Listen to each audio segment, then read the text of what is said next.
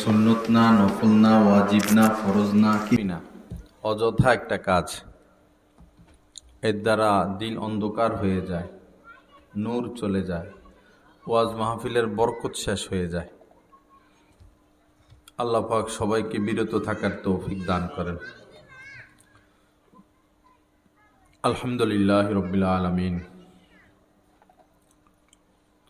ওয়াসসালাতু ওয়াসসালামু আলা সাইয়্যিদিল মুরসালিন ওয়া আলা আলিহি ওয়া আসহাবিহি আজমাইন। ওয়া আশহাদু আল লা ইলাহা ইল্লাল্লাহু ওয়াহদাহু লা শারীকা লাহু ওয়া আশহাদু আন্না মুহাম্মাদান আবদুহু ওয়া রাসূলুহু। আম্মা বা'দ। قال النبي صلى الله تعالى عليه وسلم الدين يسر، وقال عليه الصلاة والسلام هم الجلساء لا يشقى بهم جليسهم،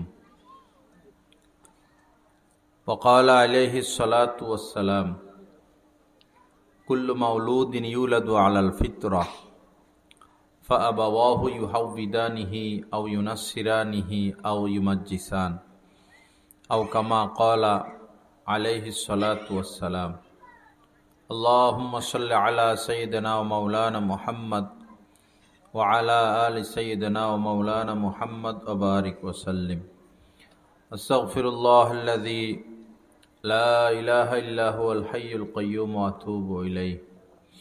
আল্লাহ পাক জাল্লা জালালহু আমাদের সবাইকে মাফ করে দেন, দ্বীনের সহি বোঝ আমাদেরকে দান করেন, নূরওয়ালা জিন্দিগি আমাদের সবাইকে নসিব করে দেন, আমাদের সবার জন্য জান্নাতুল ফেরদাউসের ফয়সালা করে দেন। আমার ভাইরা, দিন সহজ, আর দিনও ইউসরুন।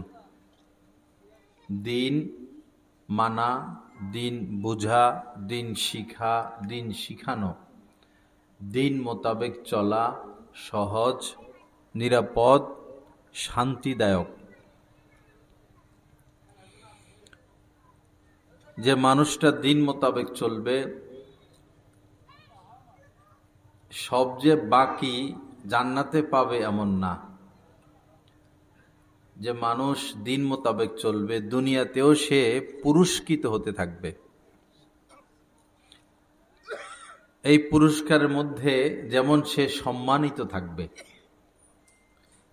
আপনাদেরই সমাজ, এই সমাজে দুইজন ধরেন ব্যক্তি, দুই ব্যক্তি, এক ব্যক্তি দিন মোতাবেক চলে, আরেক ব্যক্তি দিন মানে না। অবশ্যই যিনি দিন মোতাবেক চলে তিনি সম্মানিত, সবাই তাকে সম্মান করে। দিন মোতাবেক চললে নিরাপদ। যেমন আমাদের সাথেও রাস্তাঘাটে ডাকাতের দেখা হয়, চোরের দেখা হয়। এমন একাধিকবার ঘটেছে, আমাদেরকে দেখেই রাস্তা ছেড়ে দিছে 15-20টা ছেলে।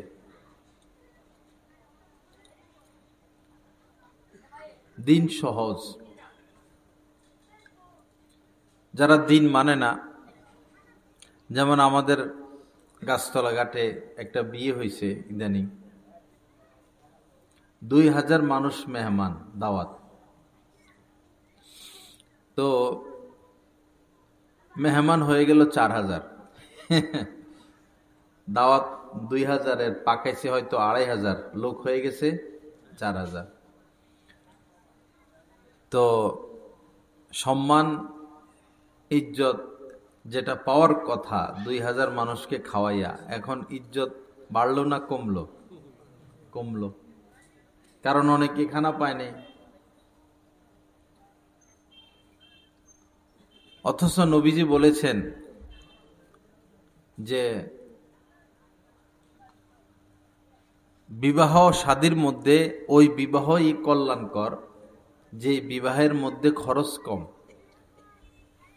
ইন্না আযমান নিকাহি বারাকা আইসারুহু মাউনা। যেই বিবাহের মধ্যে খরচ কম, সেই বিবাহের মধ্যে বরকত বেশি। আমাদের এক আত্মীয়, আমার আত্মীয় কি আমার চাচা, আপন চাচাতো বোনকে বিবাহ দিছে, একমাত্র মেয়ে। এমন খরচ করছে, একদম দেয়ালে পিঠ ঠেকে গেছে, এত খরচ করছে। ঋণ টিন নিয়া অনেকে তো জায়গা জমি বিক্রি করে। অথচ বিয়ে তো হইল সহজ। মেয়ের বাড়িতে বরপক্ষ যাবে খানার টাইমে না, এটাও একটা ভুল রেওয়াজ। খানার টাইমে যাবে না, হয় সকাল 10টার মধ্যে যাবে অথবা আসরের সময়। কারণ বিয়ের দিন মেয়ের বাড়িতে খাওয়া দাওয়া নিষেধ। বউ ভাত যেটা আমরা বলি, এটা আমাদের ইসলাম ধর্মে নাই। নবীজি বলেছেন আউলিম অলাউ বিশাতিন, একটি বকরি হলেও অলিমা করো। ছেলেকে বলছেন, মেয়ের বাড়িতে খাওয়া দাওয়া নাই। মানুষ যখন সুন্নত ছেড়ে দিবে, ওই জায়গায় বেদাত ঢুকে যাবে। যখন মানুষ নবীজির সুন্নত ছেড়ে দিবে যে বিষয়ে, যেই ব্যাপারে, সেই বিষয় বেদাত ঢুকে যাবে। অলিমা করা সুন্নত, ছেলে অলিমা করবে, ছেলে পক্ষ। মেয়ে পক্ষের কোনো অলিমা নাই, আনুষ্ঠানিকতা নাই। তো যখন সুন্নত ছেড়ে দিল তখন বেদাত ঢুকে গেল। কি? এখন বউ ভাত ঢুকে গেল। 500 মেহমান খাওয়াইতে হবে, ছেলে পক্ষ আগেই শর্ত করে 1000 মেহমান খাওয়াইতে হবে। এমনকি এটাকে কি বলে, খানার মেনুটাও বলতে হয় ইদানিং। মামপানি, চিংড়ি মাছ, এরপরে চান্দা মাছ, রূপচান্দা, ইলিশ, রুই মাছ, 3, 4, 5 আইটেম, খাসি, গরু, মুরগি শর্ত করে নেয়। এগুলো নিতান্তই অন্যায়, জুলুম। নিজেদের বিপদ নিজেরা ডেকে আনি, নিজেদের বিপদ নিজেরা ডেকে আনি। আপনি ছেলেকে বিবাহ করাবেন, এখন মেয়ে পক্ষের উপরে এত চাপ দিচ্ছেন। আপনারও মেয়ে আছে অথবা মেয়ে হবে, আপনার ঘরে না থাকুক, আপনার ছেলের ঘরে তো হবে। তো এই রেওয়াজটা প্রচলনের প্রয়োজন কি? এটা বাদ দিয়ে দেই। বিয়ে করতে যাবে আসরের পরে বা সকাল 10টার মধ্যে, বিয়ে পড়াবে মসজিদে, খেজুর ছিটাইয়া দিবে, মেয়েকে নিয়ে আসবে, শেষ। মেয়ের বাড়িতে কোনো খাওয়া দাওয়া নাই। এটাই শরীয়ত। আমরা আমাদের উপর চাপ না বাড়াই। নবীজি শরীয়ত যেটা ছাড় দিয়েছেন সে ছাড় মোতাবেক চলি। ছাড়ের বাইরে গেলে আমরা আমাদেরকে বিপদে ফেলে দিব। আল্লাহ হেফাজত করেন, সহি বুঝ দান করেন। তো দিন সহজ। যদি বিবাহ শাদীতে আমরা দিন মানি, আমাদের জন্য সহজ। আপনার 10টা মেয়ে, কোনো পেরেশানি নেই। তো মেয়ে হইলে আমরা পেরেশানি মনে করি, মেয়ে হইলে স্ত্রীর উপরে গরম। অনেক শ্বশুর তো এই মেয়ে বৌমার সাথে কথাই বলে না, শাশুড়ি বৌমার সাথে কথাই বলে না, স্বামী স্ত্রীর সাথে কথাই বলে না। আহা, এই মেয়েটা কি বিপদে পড়ে গেল। মেয়ে হইয়া সারাদিন গোলামি করে শ্বশুর শাশুড়ির, স্বামীর। এরপরে আবার গর্ভে বাচ্চা লালন পালন করলো এতদিন, এরপরে এত কষ্ট করে বাচ্চাটা প্রসব করলো, এখন তার সাথে কেউ কথা বলে না। কি নোংরামি সমাজের মধ্যে ছড়াইয়া পড়লো, কি নোংরামি। বিভিন্ন জায়গা থেকে খবর আসতেছে যে বৌমাদের সাথে শাশুড়ি কাজের মেয়ের মতো আচরণ করে, কাজের মেয়ে মনে করে, বান্দি মনে করে। আমাদের ওই এলাকায় একজন ছেলেকে বিবাহ করাইলো, পরে এতদিন কাজের লোক ছিল ঘরে, বৌমা আসার পরে কাজের লোক বিদায় দিয়ে দিছে। তো জিজ্ঞাসা করলো এতদিন তো কাজের মেয়ে ছিল, বিদায় দিলেন? কয়তো ছেলের বউ আসছে না, সে কি করবে? কাজের লোকে যা করতে এখন ছেলের বউ করবে। এগুলো অন্যায়, জুলুম, অবিচার। আপনি আরেকজনের মেয়ের উপরে শাশুড়ি সেজে আরেকজনের মেয়ের উপরে জুলুম করবেন, আপনার মেয়েও জুলুমের শিকার হবে, অথবা আখেরাতে আপনার কঠিন বিচার হবে। মেয়ে হোক ছেলে হোক, এটা তো বউয়ের দোষ না, মহিলার দোষ না। ছেলে হোক মেয়ে হোক, এটা মহিলার দোষ না, এটা তাকদীরি মুআমালা। আমরা তাকদীরের উপর ঈমান এনেছি। আল্লাহ পাক যার জন্য সন্তান নির্বাচন করে রেখেছেন সে সন্তান পাবে, যার জন্য সন্তান নির্বাচন করেন নাই সে সন্তান পাবে না। আবার যার জন্য এই কয়টা মেয়ে এই কয়টা ছেলে নির্ণয় করে রেখেছেন, এটার তাকদীরি মুআমালা। আপনি মেয়েটাকে, মাকে কেন কষ্ট দিবেন? মায়ের সাথে কেন খারাপ ব্যবহার করবেন? খুব বেশি নির্যাতনের শিকার হচ্ছে মেয়েরা স্বামীর বাড়িতে এসে। অথচ আল্লাহ পাক বলেছেন ওয়াশিরুহুন্না বিল মারুফ, স্বামীদেরকে বলেছেন তোমরা তোমাদের স্ত্রীদের সাথে সর্বোত্তম আচরণ করো। সর্বোত্তম আচরণ, সর্বোত্তম ভালো ব্যবহার, সর্বোত্তম আখলাকের মাধ্যমে জীবনযাপন করো। কথায় কথায় ধমক মারা, খোঁটা মারা, বাবা তার বাপের নাম নিয়ে, মায়ের নাম নিয়ে তাকে গালি দেওয়া, এগুলো জুলুম ভাই। আল্লাহর রাস্তায় এগুলো করবেন না, নিজেদের উপর বিপদ টেনে আনবেন না। দিন ও ইউসরুন, দিন সহজ। সবাই কি করে, নিজের মেয়ের ক্ষেত্রে খুব সতর্ক, কিন্তু নিজের ঘরে যেটা আছে ছেলের বৌমা, তার ব্যাপারে কোনো সতর্কতা নাই। মনে হয় সে বিবাহ বসে ঠেকছে আর কি, এখন গোলামি করতে হবে। ঈদে ঈদে এটা আনতে হবে, এক এক এলাকায় এক এক নিয়ম। ঈদের সময় শাশুড়িকে দিতে হবে, শ্বশুরকে দিতে হবে, দেবরকে দিতে হবে, শীতের সিজনে শীতের পিঠা দিতে হবে, ফলের সিজনে ফল দিতে হবে, ল্যাব দিতে হবে, তোষক দিতে হবে, খাট দিতে হবে, ফ্রিজ দিতে হবে, হুন্ডা দিতে হবে, ভিসা দিতে হবে, ব্যবসা ধরাই দিতে হবে। কি এগুলা? ফেরেশতারা যখন ডান্ডা মারা শুরু করব, ওই সময় যৌতুক কাকে বলে বুঝে আসবে। কুকুরের যে বিষটা, এটাকে কেউ পছন্দ করে? কুকুরের বিষটা খায়, ব্যবহার করে, ঘরে আনে। কুকুরের বিষটা কেউ ঘরে আনে হেফাজতে সম্মানের সাথে রাখে। যৌতুক তো কুকুরের বিষটার থেকেও নিকৃষ্ট। যৌতুক কুকুরের বিষটার থেকে নিকৃষ্ট। এক লোক বিল্ডিং করছে, ধনী মানুষ। ধনীরা বেশি কিপটা হয়, খরচ করে না, একটা ভালো জুতা পরে না, একটা ভালো জামা পরে না, খায় না, শুধু জমায়। আহা, জমাইতে জমাইতে পরে কবরে জায়গা। কার জন্য জমাইলেন? কিসের জন্য জমাইলেন? নিজে কষ্ট করেন। টাকা পয়সা দিয়ে কি হবে যদি আপনি আপনার টাকা, আপনি আপনার সম্পদ আপনার আরামের জন্য ব্যবহারই করতে না পারেন, শুধু ব্যাংকে রেখে দেন? তো কি জন্য কামান? কি জন্য কষ্ট করেন?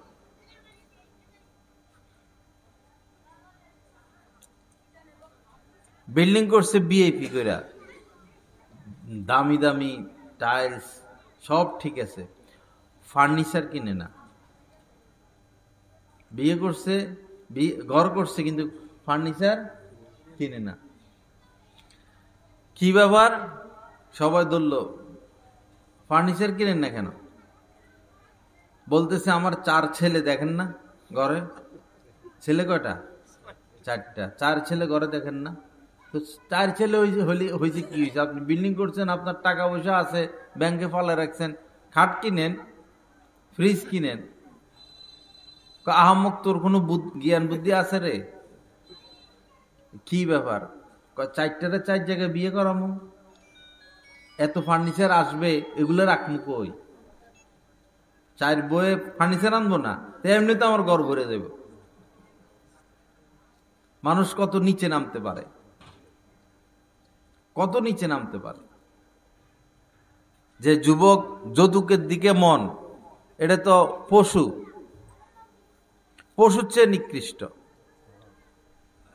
তার কোনো সম্মান মর্যাদা থাকে না শ্বশুর বাড়িতে, স্ত্রীর কাছে কোনো সম্মান থাকে না। আমার মা বাবার উপর জুলুম করে এই লোকে এত টাকা আমার বাপের বাড়ির থেকে আনছে, স্ত্রীর মনে ভালোবাসা আসে? ঠেকায় পড়ে ঘর সংসার করে। মেয়েটা কালো অথবা বেটে, অথবা চেহারা সুন্দর না, অথবা গরিব, এই অবিচার করবেন না। জুলুমকারীদের ছাড় নাই, সুযোগ নাই। আর আমাদের অভিজ্ঞতা, এই জুতোটা তো ঠান্ডা লাগে। যৌতুক যদি কেউ 1 লাখ নয় 10 লাখও আনে, বরকত নাই। যৌতুকে বরকত নাই, থাকে না। এই টাকা থাকে না, এই টাকা থাকবে না। কারণ এই টাকার মধ্যে জুলুম, এই টাকার মধ্যে জুলুম নিহিত, জুলুম সংমিশ্রিত। পৃথিবীর ইতিহাসে রাজা বাদশাহ 1-2 জন না, বহু আসছে। প্রধানমন্ত্রী, প্রেসিডেন্ট আসলো গেল, আসলো গেল, হাজার হাজার। কিন্তু যারা জুলুম করছে, ক্ষমতা টিকানোর জন্য হোক, সম্পদের লোভে হোক, তাদের পরিণতি বড় ভয়ঙ্কর ছিল, বড় ভয়ঙ্কর।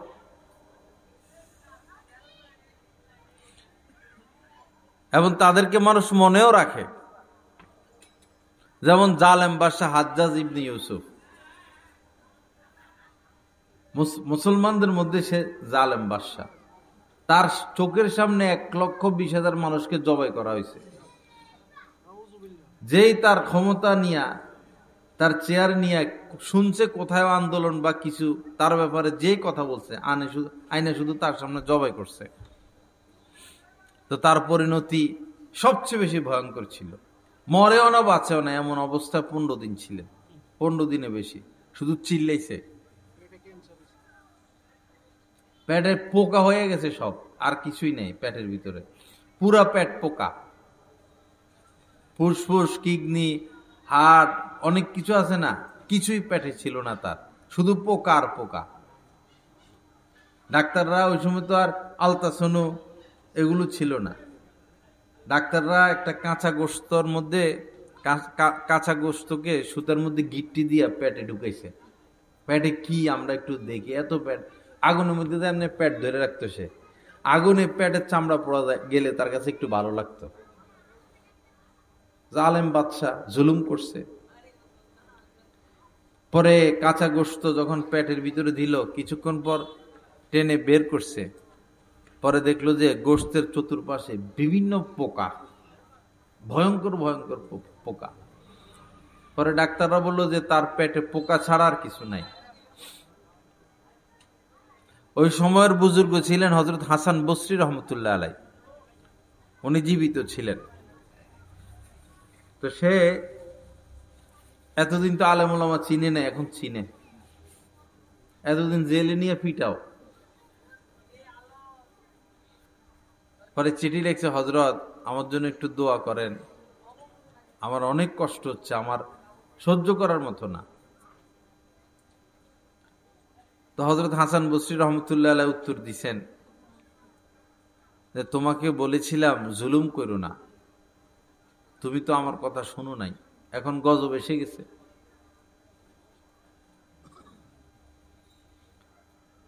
পরে জ্ঞান বুদ্ধি তো ছিল, নাহলে দেশ চালাইছে কিভাবে। পরে আবার চিঠি লিখছে যে হযরত তাহলে দোয়া করুন যেন আমি মরে যাই, এভাবে তো আর বেঁচে থাকা যায় না। পরে 15 দিনে মাথা মারা গেছে। 300 রাকাত নফল নামাজ পড়তো প্রতি রাত্রে হাজ্জাজ ইবনে ইউসুফ। হযরত থানবী রহমতুল্লাহ আলাইহি লিখছেন কত রাকাত? 300 রাকাত নফল নামাজ সে পড়তো, কিন্তু ক্ষমতার লোভ এত মারাত্মক জিনিস। যেমন বাংলাদেশের চেয়ারে যে বসে আর উঠতে মন চায় না, কারো শাড়ি আটকা পড়ে, কারো শার্ট প্যান্ট আটকা পড়ে, কারো ফতুয়া আটকা পড়ে। বাংলাদেশের চেয়ারটা যে বানাইছে ভুল করছে, এটা চুম্বুক দিয়ে বানাইছে, যে বসে সে আর উঠতে চায় না, শুধু ষড়যন্ত্র করে কেমনে ক্ষমতাটা আরো বাড়ানো যায়। কিন্তু কেউ তো ক্ষমতায় টিকতে পারে নাই, কেউ টিকতে পারবেও না। এই চেয়ারটার কারণেই রাজা বাদশারা অত্যাচারী হয়ে যায়, জুলুমবাজ হয়ে যায়। ক্ষমতার নেশা বড় মারাত্মক। আল্লাহ আমাদেরকে হেফাজত করেন। বাবা, কেউর উপর জুলুম করবেন না। 2 ছেলে 3 ছেলে, কেউর সম্পদ বেশি দিবেন, কাউকে সম্পদ কম দিবেন, আপনি তো জালেম। আবার মেয়েকে দিবেন না, ছেলেদেরকে দিবেন, আপনি তো জালেম, অত্যাচারী। মরার আগে ছেলেদের নামে সব সম্পদ লিখে দেয়, তো তার মানে মরার আগে সে দরখাস্ত করে গেল আল্লাহর কাছে যে মরার সাথে সাথে আমার আগুন দিয়েন, মরার সাথে সাথে কি দিয়েন? আগুনে ফেলে দিয়েন। আবার অনেকের 2 বিবাহ পরে আগের সন্তান, আগের স্ত্রীর সন্তানদেরকে কিছু দেয় না, দিলেও নামকে অস্তে পরের স্ত্রীর সন্তানদেরকে সব দিয়ে যায়। এটাও অনেক বেশি। বেশিরভাগই যারা দ্বিতীয় বিয়ে, পরের স্ত্রীর সন্তানদেরকে সম্পদ দিয়ে যায়। বান্দার হক বড় কঠিন। নাফসুল মুমিনি মুআল্লাকাতুন বিদাইনিহি হাত্তা ইয়কুযু আনহু। নবীজি বলেছেন, মুমিনের আত্মা জ্বলন্ত থাকবে। মুমিন কিয়ামতের দিন তার ফয়সালা হবে না, না জান্নাত না জাহান্নাম, যতক্ষণ না বান্দার হক সে আদায় করবে। আপনি স্ত্রীর মোহর দিলেন না, আপনি এক ছেলেকে কম দিলেন, আরেক ছেলেকে বেশি দিলেন, মেয়েকে কম দিলেন, ছেলেকে বেশি দিলেন, আগের ঘরের সন্তানদেরকে কম দিলেন, পরের ঘরের সন্তানদেরকে বেশি দিলেন, আপনি হক নষ্ট করছেন। ব্যবসায়ীরা করে কি, এখানে এসে বসো, এই ছোট ব্যবসায়ীরা বড় পাইকারি দোকান থেকে মাল টাল আনে, তো মাল বড় পাইকারি দোকান থেকে মাল আনতে আনতে যখন 5, 10, 20, 30 লাখ জমা হয়, তখন আস্তে আরেক দোকান থেকে আনা শুরু করে, আর খোঁজ খবর নাই। এলাকা ভিত্তিকও এমন হয়, কোনো একটা মুদি দোকান থেকে বাকি নেয় 10,000, 15,000 হইলে ওই দোকানদার আর বাকি দিতে চায় না, তখন আস্তে আস্তে আরেকজনের থেকে মাল আনা শুরু করে। এই বেচারার টাকা পয়সা দেওয়ার আর খবর নাই। এই লোকদের তো কোনো ফায়সালা হবে না, করুক না 120 বার হজ, 120 বার হজ করছে, কিন্তু আরেকজনের জমি দখল করছে। বিচার আসছে, ভাই বিচারটা করে দেন, তো যে টাকাটা বেশি দিতে পারছে বিচার সেদিকে। বান্দার হক, ইগফারু লিশ-শাহীদি কুল্লু যামবিন ইল্লা দাইন। যারা আল্লাহর রাস্তায় দিন জিন্দা করার জন্য জিহাদ করে, যুদ্ধ করে, এরপরে শহীদ হয়, তাদের সমস্ত গুনাহ মাফ। এই শহীদরা বহু জাহান্নামীকে সুপারিশ করে জান্নাতে নিতে পারবে। কিন্তু মৃত্যুর সাথে সাথে, শহীদ হওয়ার সাথে সাথে সমস্ত গুনাহ মাফ সত্য, কিন্তু বান্দার হক মাফ নাই, বান্দার হকের মাফ নাই। এটা বড় কঠিন। আপনি ছোটকালে কারো ডাব চুরি করে খাইছেন, কারো পুকুরের মাছ চুরি করে খাইছেন, কারো 10 টাকা ঋণ নিয়েছেন, দেন নাই, রাস্তা দিয়ে হেঁটে যাচ্ছেন, দেখলেন যে 50 টাকা পড়ে রয়েছে, আশপাশে কেউ নাই, লইয়া আসতে পকেটে ঢুকাই ফেলছেন। এগুলো বান্দার হক নষ্ট হয়েছে। এগুলো আগে বান্দার থেকে মাফ নিতে হবে, এরপরে আল্লাহর কাছ থেকে মাফ নিতে হবে। 100 বার হজ করলেও এগুলো মাফ নাই, 10,000 বার তাহাজ্জুদ পড়লেও এগুলো মাফ নাই, 1 চিল্লা 2 চিল্লা 3 চিল্লা জীবন চিল্লা দিলেও এগুলো মাফ নাই। কয়েক পীরের থেকে খেলাফত পেয়ে গেছেন, এগুলোর মাফ নাই। ওয়াজ নসিহত করতে করতে ভাইরাল বক্তা হয়ে গেছেন, মাফ নাই। অনেক বড় আল্লামাতুদ্দার হয়ে গেছেন, নিজে পিসাব হয়ে গেছেন, এগুলোর মাফ নাই। মাফ নিতে হবে, বান্দার হক। এই ব্যাপারে ইসলাম একটু কঠিন। কঠিন বলতে যেটা হওয়ার দরকার ছিল সেটাই। বান্দার হক কেন তুমি নষ্ট করবা? ট্রেনে উঠে টিকিট কাটে না, কারেন্ট ব্যবহার করে বিল দেয় না, গ্যাস ব্যবহার করে চুরি করে। এগুলো আমাদের দেশের নেতারা বেশি করে আর কি, যাদের চরিত্র ফুলের মতো পবিত্র। এক এক চোর যখন আসতো এমপিরা মন্ত্রীরা নির্বাচনে আগে দিয়া বা আসলে, অমুক ভাইয়ের চরিত্র ফুলের মতো পবিত্র, আর এক একজন হাজার হাজার কোটি টাকা। দেখো চরিত্র ফুলের মতো পবিত্র, হেরা যদি বিদেশে 800-900 বাড়ি বানায় তো আর তো চরিত্র খারাপ কারে করবেন আপনারা? চুরির দিক দিয়ে আমি যা হিসাব করলাম আমাদের দেশের এমপি মন্ত্রীরা 1 নম্বরে আছে। এমনি মসজিদের জুতা যদি কেউ চোর ধরা পড়ে, পকেট মার ধরা পড়ে, মারতে মারতে মাইরে ফেলে তারে, অথচ জুতার দাম না এলে 200 টাকা। আর যারা 200 কোটি টাকা চুরি করে নিয়ে গেল, 2000 নিয়ে গেল, হেগুলো কি করবেন?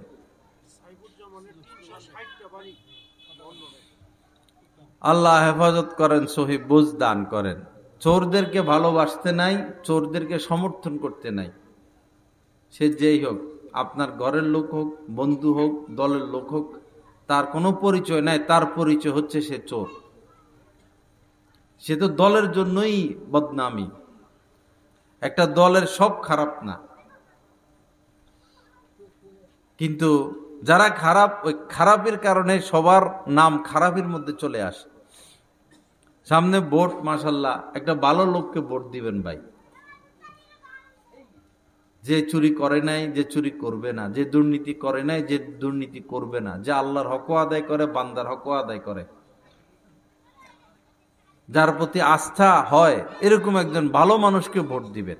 মেম্বার হোক, চেয়ারম্যান হোক, এমপি হোক, ভালো লোককে ভোট দিবেন। দলের টানে যদি চোর, গুন্ডা, লুটপাটকারীদেরকে ভোট দেন, ওরা তো জাহান্নামে যাবে, আপনাদেরকে টেনে নিয়ে যাবে। চুরি যেমন অপরাধ, চোরকে চুরি সুযোগ করে দেওয়া সেটাও অপরাধ।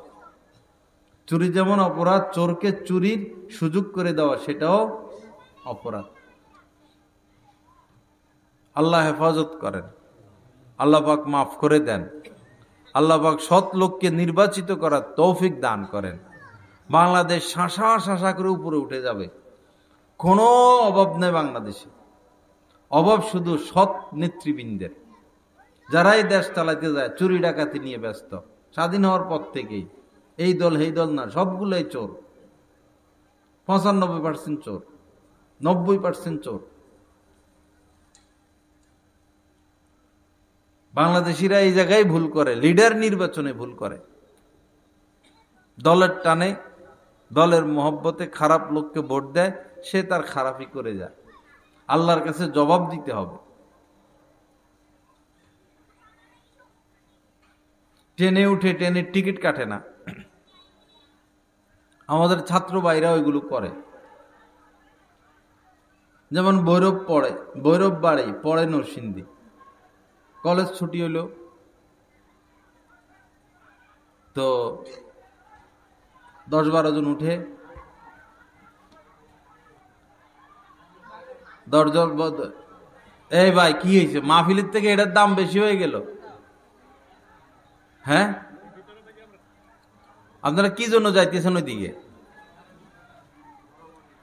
মাহফিলের থেকে মারামারি দেখা বেশি হয়ে গেল। ইমান থাকলে তো আপনারা উঠতেন না। হ্যাঁ, আল্লাহ হেফাজত করেন। দিনের কথা হইতেছে, এটা ভালো লাগে না, ঝগড়া দেখবো যাইয়া।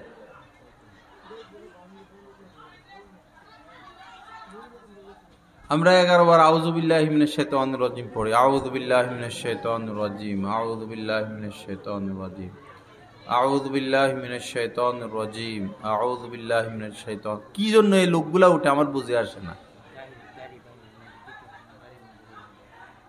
যাও গানের কাছে যাও। আউযু বিল্লাহি মিনাশ শাইতানির রাজীম। ভৈরব বাসা মনে কর, উদাহরণ আর কি। ভৈরব বাসা 7-8 জন একসাথে উঠে, টিকিট টুকিট কাটে না, আর ওদের সিটও লাগে না, মোবাইল তো আছে, লাগবে হয়তো আধা ঘন্টা 15 মিনিট, দাঁড়ায় দাঁড়ায় মোবাইল টিপবো, আবার ভৈরব আসছে, নেমে গেল। তো টিকিট পিপি আসাও না, ভয় পায়। 7-8টা ছেলে, জোয়ান ছেলে দাঁড়ানো থাকলে পিপি আসে না সাধারণত। তো ঠিক আছে, শরীরে শক্তি আছে, বা কোনো রাজনৈতিক দলের সাথে সম্পর্ক আছে, বা স্টুডেন্ট থাকলে স্টুডেন্টদেরই একটা শক্তি, আমরা স্টুডেন্ট। তো এই যে ট্রেনের টিকিটটা কাটলো না, এই 16 কোটি মানুষের হক নষ্ট হইল। 16 কোটি মানুষের হক নষ্ট হল। আল্লাহ পাক শিরক ছাড়া সকল গুনাহ মাফ করে দিবেন, দিতে পারেন, ইচ্ছা করলে মাফ করে দিবেন, শিরক ব্যতীত। সেটা ঠিক আছে, কিন্তু বান্দার হকের ব্যাপারে বড় সতর্কতা, বান্দার হক আদায় করে দেওয়া। বিয়ের সময় তো মোহর ধরতে হয়। বিয়ের যে শর্তগুলো মুসলমানদের, এর মধ্যে একটা হচ্ছে মোহর। মোহর ধরা, মোহর ধরতেই হবে। এক মজলিসে একজন মহিলা, নবীজি বসা, সাহাবা ইকরাম বসা, একজন মহিলা, আখারে এখানেও এসে এগুলো বলবেন, একজন মহিলা এসে দাঁড়াইলো রাসূলের মজলিসে, দাঁড়ায় এসে বলল সে নিজেকে নবীজির কাছে বিয়ের প্রস্তাব করলো। আল্লাহ রাসূল যেন তাকে বিয়ে করেন, সে মজলিসে বিয়ের প্রস্তাব করলো। তো নবীজি মাথা নিচের দিকে দিয়ে বসে আছেন। শরম না এটা? পরে আরেক সাহাবী দাঁড়াইছে, দাঁড়াইয়া বলল, ইয়া রাসূলুল্লাহ, আমি তাকে বিয়ে করতে রাজি আছি। তো ওই সাহাবী খুব গরিব মানুষ, একটা মাত্র চাদর পরনে, গায়ে কিছু নাই, এরকম গরিব। পরে বললেন, তো বিয়ে করবা, তো মোহর কি আছে তোমার কাছে? ইয়া রাসূলুল্লাহ, আমার কাছে তো মোহর দেওয়ার মতো কিছু নাই। তো বললেন, যাও দেখো কিছু পাও কিনা, অন্তত একটা লোহার আংটি হইলো দিবা। তো বেচারা অনেকক্ষণ ঘোরাঘুরি করে কিছুই আনতে পারে নাই, একটা লোহার আংটিও পারে নাই। এসে বললেন, ইয়া রাসূলুল্লাহ, আমি তো কিছু সংগ্রহ করতে পারি নাই। পরে নবীজি বললেন যে এত মোহর তো শর্ত বিয়ের মধ্যে। নবীজি বললেন যে, তো তুমি কোরআনের কোন সূরা পারো? সে বলল, হ্যাঁ হ্যাঁ, আমি অমুক অমুক সূরা পারি, মুখস্থ পারি। পরে নবীজি বললেন, তো এই সূরাগুলোই মোহর, অর্থাৎ এগুলো তুমি তাকে শিখিয়ে দিবা। মোহর খুব গুরুত্বপূর্ণ। এ মোহর দিয়ে দিতে হয়।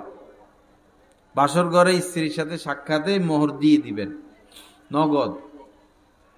20 লাখ মোহর ধরবেন, 15 লাখ, 10 লাখ, 50 লাখ, জীবনে এই ছেলে মেয়েকে মোহর দিবে না। মেয়েও কিছু পেল না, আর ছেলেটাও যাবে জাহান্নামে। আমাদের দেশে মোহর বেশি ধরে এই মনে করে যে মোহর কম ধরলে পরে মেয়েকে তালাক দিয়ে দিবে। মোহর তো এই জিনিসের নাম না। মোহর এই মেয়েটার একটা সম্মান, তাকে একটা সম্মান করা, সে যেন পায়। এখন এমন ধরা ধরছেন যে পরে 20 লাখ ধরলে আর কি দিব, পুরোটাই বাকি থাকে, আর দেওয়া হয় না। যদি 2 লাখ ধরতো, 3 লাখ ধরতো, পাইতো কিছু, দিয়ে দিত, যে নগদ দিয়ে দিবেন এই হিসাবে কথা বলেন। মোহরটা নগদ দিয়ে দেওয়া, মোহর সীমিত, অধিক না। একটা রেওয়ায়েজ চালু হয়ে গেছে এখন, মোহরের প্রতিযোগিতা। আমি এক বিয়ে পড়াইলাম কয়েকদিন আগে, 20 লাখ ধরছে মোহর। আগেই ধরে ফেলছে, এখন আর কি করবো, এখন তো আর কিছু বলার নাই।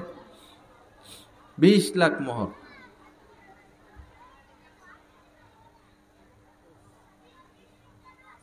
আর দিনও ইউসরুন, শুরুতে আমি হাদিস পড়েছিলাম, দিন কি সহজ, এই দিনটাকে কঠিন না করা।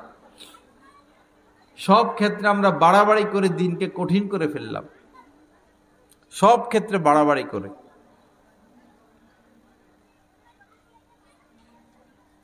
আল্লাহ পাক আমাদেরকে সাহায্য করেন, সহজ করেন, দিন মোতাবেক চলার তৌফিক দান করেন। যাই হোক আমার ভাইরা, তো শুরুতে যে কথাগুলো বলছিলাম, ওইখানে বান্দার হকটা শেষ করি। বান্দার হক, যদি ছোটকালে কারো কিছু ধরে থাকেন, খেয়ে থাকেন, ঋণ নিয়ে থাকেন, দেন না, এগুলো দিয়ে দিবেন। এখন মাসালা হলো, যার ফল খেয়েছেন তার ফল ফিরিয়ে দিবেন অথবা মাফ নিবেন। যার থেকে ঋণ নিয়েছেন তার ঋণ ফিরিয়ে দিবেন অথবা মাফ নিয়ে নিবেন। এখন যদি এমন হয় মালিক জানা নাই, মালিক মারা গেছেন, মালিক জানা নাই, তাহলে মালিকের সন্তানদের নিকট সেটা পৌঁছিয়ে দেওয়া। সরকারি কোনো বিষয় হলে, যেমন ট্রেনের টিকিট কাটা হয় নাই, কারেন্ট চুরি করা হয়েছে, সরকারি গ্যাস চুরি করা হয়েছে, তাহলে সরকারের ফান্ডে যে কোনোভাবে হোক এটা পৌঁছিয়ে দেওয়া। সরকারি ফান্ডে যেমন আপনি এই ডাক টিকিট কিনলেও সরকার পেয়ে যায়, অথবা ট্রেনের যেগুলো দাঁড়িয়ে যাওয়ার টিকিট, স্ট্যান্ড টিকিট, এগুলো কিনলে সরকার পেয়ে যাবে, অথবা সিস্টেম আছে অবশ্যই সরকারি ফান্ডে টাকা পৌঁছানোর। আর যে ব্যক্তিবর্গ তার হক নষ্ট করছেন, তার কোনো হদিসে নাই, চিনেন না, জানেন না, ঠিকানা নাই, তখন যে পরিমাণ হক নষ্ট করেছেন এই পরিমাণ কোনো মাদ্রাসায় দান করে দেওয়া। বলবেন যে আল্লাহ এটা সওয়াব উনার আমল নামে পৌঁছায়া দেয়। তবে মরার আগে আগে মুআমেলা সাফ করে ফেলবেন। মরার আগে আগে বান্দার হক ফোন দিলে হয়, এখন মানুষ খুশি হয়ে যায় যে ভাই এরকম ভুল করছি, আল্লাহর রাস্তায় মাফ করে দেন, মাফ করে দিবে, মুসলমান তো। হযরত ফুযাইল ইবনে ইয়াজ দুরন্ত ডাকাত ছিল, পরবর্তীতে ইসলামী পথে এসে একজন বড় মাপের যে কয়জন ওলি আল্লাহ তাদের মধ্যে একজন হযরত ফুযাইল ইবনে ইয়াজ। শত শত আলেম উলামা তার কাছে বায়াত হয়েছেন। ডাকাতি করতেন, দুর্দর্শ ডাকাত। তার নাম শুনলে মানুষের খবর হয়ে যেত। দিনের বেলায় তার এলাকা দিয়ে মানুষ ভয়ে হাঁটতো না। একবার এক বাড়িতে ডাকাতি করতে গেছেন রাত্রে, বাড়ি ঘেরাও দিয়ে ফেলছেন, শুধু ঢুকবেন বাকি। এই সময় বাড়ির ভিতর থেকে তেলাওয়াতের আওয়াজ আসতেছে।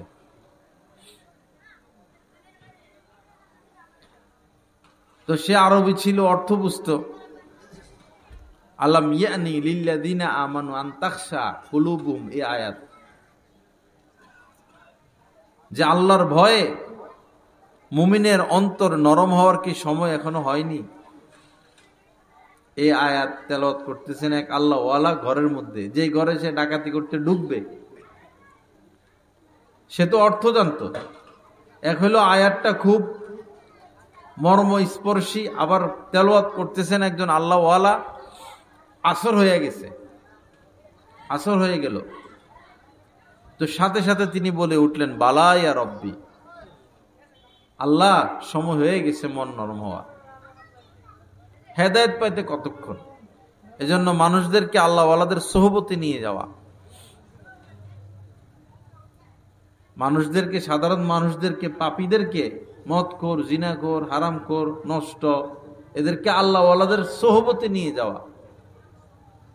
কোন কথা দিলে লাগে বলা মুশকিল। আমরা তো নিজে নিজে মাহফিলে চলে আসি, আসতে 2-4 জনকে নিয়ে আসলে অসুবিধা কি? হয়তো তার মন গলতেও পারে। তো ফুজাইল ইবনে ইয়াস সাথীদেরকে ডাকলেন, ডেকে বললেন যে দেখো, জীবনে বহুত খারাপ কাজ করছি, আর না, আমি এই ডাকাতি থেকে তওবা করলাম, তোমরা আমাকে ভুলে যাও। এদের থেকে বিদায় নিয়ে চলে আসলেন। এরপরে যত মানুষের বাড়িতে ডাকাতি করছেন, তত মানুষের কাছে গেছেন, যাইয়া ঋণটা যেটা ডাকাতি করছেন এটা ফিরিয়ে দিয়েছেন অথবা মাফ নিয়েছেন। এরপরে আল্লাহকে ডাকা শুরু, আল্লাহকে ডাকা শুরু। বড় এক বুজুর্গের হাতে বায়াত হইছেন। ইবাদত কারো পরামর্শে করতে হয়। ওষুধ তো ফার্মেসিতে আছেই, কিন্তু একজন বিজ্ঞ ডাক্তারের পরামর্শে খেতে হয়।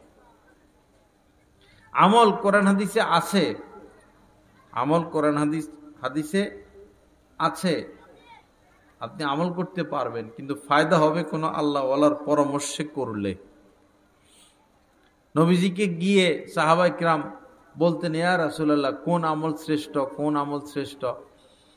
তো ব্যক্তি বুঝে এক একজনকে এক এক কথা বলতেন, সবাইকে একই কথা বলতেন না।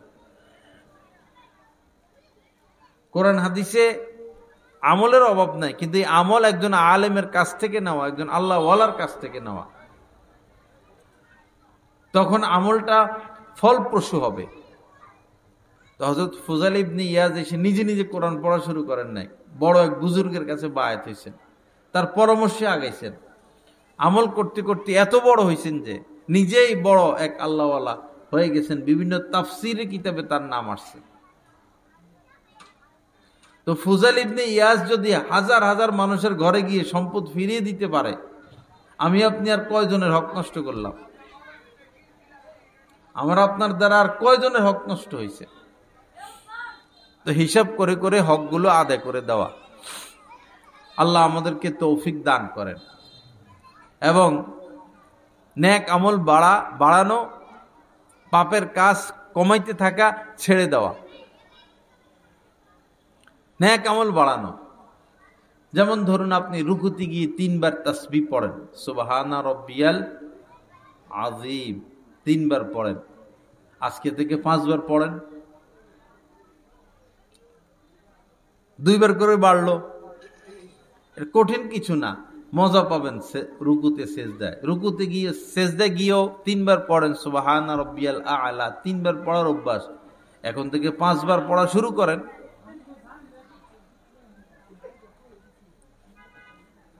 এরপরে নামাজে আমরা শুধু ইন্না আতাইনা, কুল হুয়াল্লাহ, ছোট ছোট সূরাগুলো সুন্নতগুলোতে পড়ে। সবার এই রোগ, আমরা বড় সূরা পড়ার নিয়ত করি, আয়াত বেশি, আমলটা বাড়াই। দৈনন্দিন একজন মুসলমানের উচিত কমপক্ষে 100 বার দুরূদ শরীফ পড়া, কমপক্ষে, এর নিচে না আসা। অনেক মুসলমান ভাই রয়েছেন এক সপ্তাহেও 100 বার দুরূদ শরীফ পড়া হয় না। অনেক মুসলমান এমন 1 মাস হিসাব করলেও দেখা যাবে 100 বার তার দুরূদ শরীফ পড়া হলো না। তো ভাই, জিন্দেগিটা কোন কামের? জিন্দেগিটা কোন কামের? কিভাবে কিসের পিছনে আমাদের সময় নষ্ট হচ্ছে? মোবাইল টিপার সময় তো আর এই সময় কয় কি ভাই 100 বার জিকির করবেন, কয় সময় পাই না। 100 বার আল্লাহ আল্লাহ জিকির করবেন, সময় পাই না। জুমার নামাজ হয়, মসজিদে আসবেন, একটু আগে আগে এসে বয়ান শুনবেন, সময় পাই না, দাওয়াত থাকে। একটু কোরআনটা শিখে ফেলুন না, প্রতিদিন আধা ঘন্টা 1 ঘন্টা কোনো হাফেজ সাহেবের কাছে কোরআনটা শিখুন, সময় পাই না। যেটা বলবেন কি, সময় পাই না। কিন্তু মোবাইল ফেসবুক টিপার সময়, রাত্রে শুয়ে শুয়ে যে 2 ঘন্টা 2.5 ঘন্টা টিপে, মাগরিবের পরে, আসরের পরে, সারাদিন মোবাইল যে টিপে, সেই সময় আসে কোথা থেকে? ওই সময়টা পাই কই? মোবাইল টিপে লাভ কি? যারা 10 বছর ধরে ফেসবুক চালায় তারা কি পাইছে? 10টা টাকা পাইছে, 10টা নেকি পাইছে, 10 বছর হায়াত বাড়ছে, স্বাস্থ্য ভালো হয়েছে, ইজ্জত বাড়ছে, সম্মান বাড়ছে। একটা ভুয়া কাজে বেদিনেরা আমাদেরকে লাগাইয়া দিছে। তারা কিন্তু এ কাম করে না।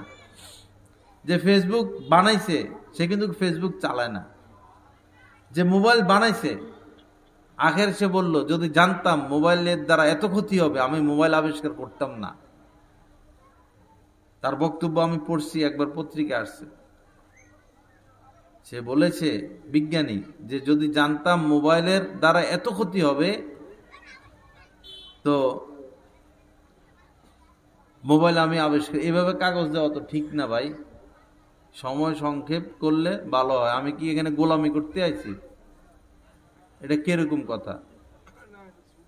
আমি তো বারবার গড়ির দিকে টাকাই যে কোন আমার তাড়া আছে আমি শেষ করে দিব, বেচারারা বসছে হক আদায় করে কিছু কথা বলি, এরকম কাগজ দেওয়া তো ঠিক না।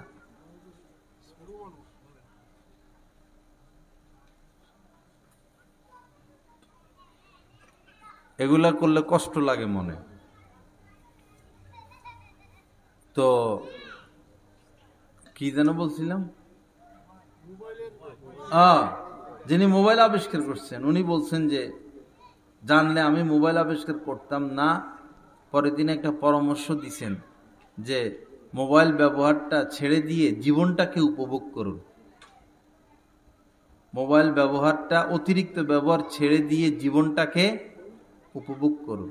মানুষ স্ত্রীকে সময় দেয় না, মানুষ সন্তানকে সময় দেয় না। তো এখন যতক্ষণ বাহিরে থাকে, ব্যবসা বাণিজ্য, চাকরি বাকরি, ঘরে গেলে খাওয়া দাওয়া, মোবাইল টিপা, ঘুম। বাচ্চাদেরকে সময় দেয় না, বাচ্চাদের সাথে কথা বলে না, স্ত্রীকে সময় দেয় না। স্বামী স্ত্রী দোনোজনে শোয়া, স্বামী ফেসবুক দেখতেছে, স্ত্রীর সাথে শোয়া, এবারে পরনারী দেখে মোবাইলে। তো পরনারী এগুলো দেখলে তোমার লাভ কি? এগুলো তো অনেকে মইরাও গেছে, অনেকে বুড়িও হয়ে গেছে। আর এগুলোর চরিত্র তো সবচেয়ে খারাপ, নাহলে কি এরা মোবাইলে আইতো? খারাপ মানুষের কথা শুনলো খারাপ আসর পড়ে, খারাপ মানুষদেরকে দেখলেও খারাপ আসর পড়ে, খারাপ মানুষদের আলোচনা করলেও দিলের মধ্যে খারাপ আসর পড়ে। খারাপ মানুষের সাথে মিশতে নাই। ওয়ালা তুসাহিবিল্লাহ মুমিনা, নবীজি বলেছেন যারা মুমিন ব্যতীত কোনো মানুষের সাথে বসবা না, বন্ধু বানাবা না।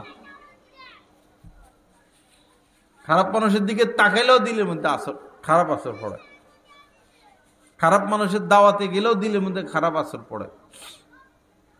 খারাপ মানুষের কথা মনে পড়লেও খারাপ আসর পড়ে।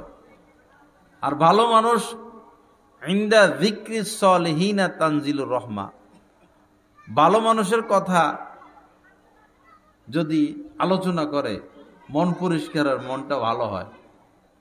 ভালো মানুষের কথা অইচ্ছায় মনে পড়লে আর আল্লাহর রহমত নাজিল হয়।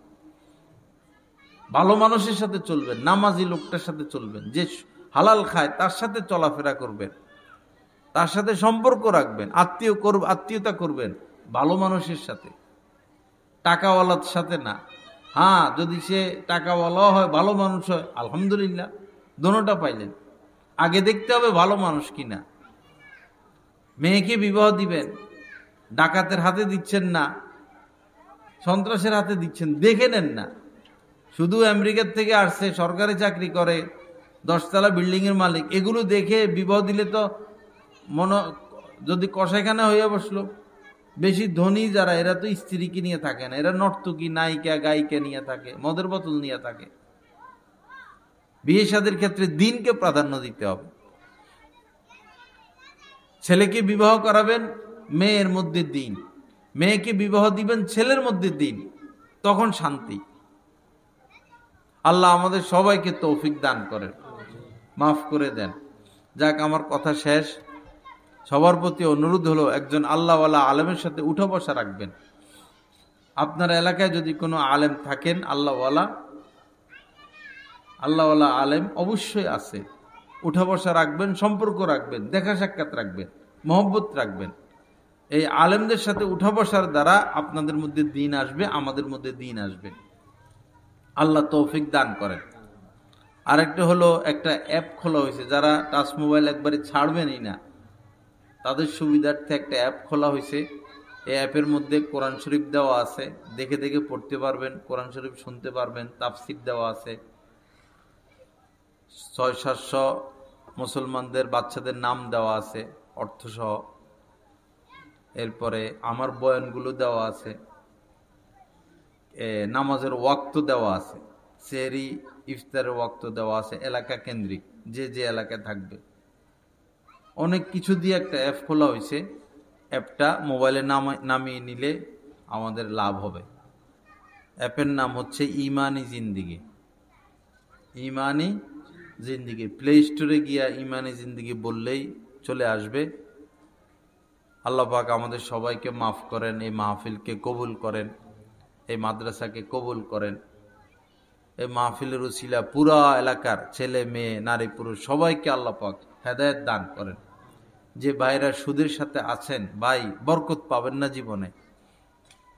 আপনার সাথে চ্যালেঞ্জ, বরকত পাবেন না, স্বাদ পাবেন না, শান্তি পাবেন না সুদ খেয়ে। এটা হারাম, তো এটা হারাম, সুদ হারাম। হারামের পথে আল্লাহ পাক আরাম রাখেন নাই। আল্লাহ রস্তে সাহস করেন, সুদ ছেড়ে দেন, জীবনে বরকত পাবেন। এত বড় লোক হয়ে কি লাভ? যেতে তো হবে কবরে।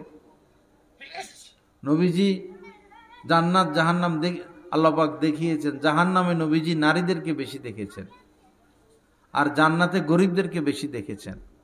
আর ধনীদেরকে দেখেছেন যে হিসাব নিকাশ নিয়ে আটকা পড়ে আছে। যারা যাকাত দেয় না, সুদের পথে সুদ গ্রহণ করে, সুদ ঘুষের পথে ব্যবসা বাণিজ্য করে, চাকরি বাকরি করে, তাদের হিসাব কঠিন ভাই। মরতে হবে। আপনি আল্লাহকে মানেন বা না মানেন, নামাজ পড়েন বা না পড়েন, দিন মোতাবেক চলেন বা না চলেন, মরতে হবে, আল্লাহর সামনে দাঁড়াইতে হবে, কোনো উপায় নেই।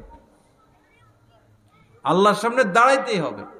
জিন এবং ইনসানের হিসাব হবেই হবে। বেশি দিন আর হায়াত নেই আমাদের। আসুন আল্লাহর রাস্তে ভালো হয়ে যায়, সুদের পথ ছাড়াই, গুনার পথ ছাড়াই। এই চোখ আমাদের সবার খারাপ। 1 লক্ষ মুসলমান হিসাব করলে একজন পাওয়া কঠিন হবে। চোখ হেফাজত করে, নজর হেফাজত করে। বিশেষ করে মোবাইল আসার পরে 1 লক্ষ মুসলমান কি 5 লক্ষ মুসলমানের মধ্যে একজন পাওয়া কঠিন হবে যিনি নজরকে হেফাজত করেন, খারাপ জিনিস দেখেন না, মহিলাদের থেকে নজর হেফাজত করেন। 1 লক্ষে একজন পাওয়া কঠিন হবে। নজরকে হেফাজত করি। হজে যায়, উমরা যায়, গিয়ে শুধু ছবি তোলে আর কুদৃষ্টি। সারা বিশ্বের মহিলারা এখানে আসে, মুখ খোলা থাকে অনেকেরই। সৌদি সরকার তো এক ধরনের কি বলতাম, ইহুদি খ্রিস্টান হয়েই রয়েছে। এরা এই মহিলারা বোরকা ছাড়াও চলে যায় বাইতুল্লাহ তাওয়াফ করতে, কোনো বাধা দেয় না। সমানে মানুষ ছবি তোলে, কোনো বাধা দেয় না। এদের শুধু টাকার দরকার। এরা হজ উমরা ওয়ালাদের থেকে টাকা নেয় আর আমেরিকারে খাওয়ায়, ইসরায়েলকে খাওয়ায়। কোনো উন্নতিও করে না। আমরা আরো 3 বছর আগে উমরায় গিয়েছিলাম, 3-4 বছর আগে। মদিনা মুনাওয়ারা এখন যেমন দেখছি, এবারে যাইও এমনই দেখছি। অথচ হাজার হাজার কোটি টাকা পাইতেছে তারা এই বিষয়ের মাধ্যমে। 2য় তলায় নামাজ পড়ছি মসজিদে নববীতে, ছাদের উপরে। আরে কষ্ট, জুমার নামাজ এই রৌদ্রের মধ্যে চট দিয়ে রাখছে। শয়তান তোদের টাকার অভাব পড়ছে রে। কোটি কোটি টাকা ভিসার মাধ্যমে এরা পায়, সব আমেরিকারে খাওয়ায় আর ইসরায়েলরে খাওয়ায়। এই শুধু গোলামি, এদের রাজতন্ত্র টিকিয়ে রাখার জন্য। সারা বিশ্বের মুসলমানদের রাজা